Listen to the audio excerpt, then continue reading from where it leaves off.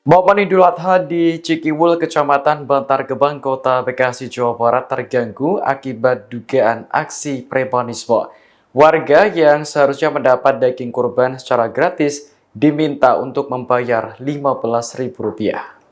Video dugaan aksi premanisme ini diunggah oleh akun Instagram @fitgramindo pada Sabtu 7 Juni.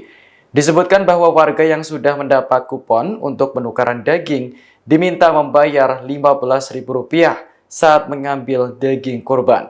Narasi tersebut diperkuat oleh pengakuan dua orang perempuan yang ada dalam video. Akun Instagram @fitgramindo lantas menyinggung preman Cikiwul yang dulu sempat meresahkan warga. Kini aksi serupa terulang kembali justru pada saat momen Hari Raya. Padahal Gubernur Jawa Barat Deddy Mulyadi sudah menegaskan tidak akan mentolerir segala bentuk premanisme. Hingga saat ini belum jelas siapa pelaku di balik pungutan Rp15.000 untuk satu kantong kresek daging kurban di Cikiwul. Namun Kapolsek Bantar Gebang Kompol Sukadi memastikan bahwa masalah ini telah diselesaikan secara musyawarah dan kekeluargaan. Udah ada bagi daging udah?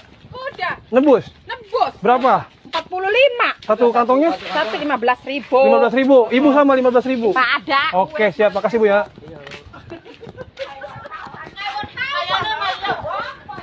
Ibu sama nebus 15.000. Satu kantong 15.000. Iya. Oh, ya udah.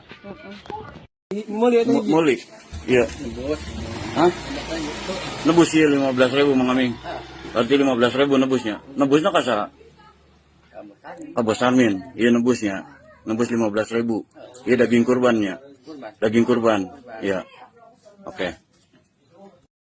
Download Tribun X sekarang. Menghadirkan lokal menjadi Indonesia.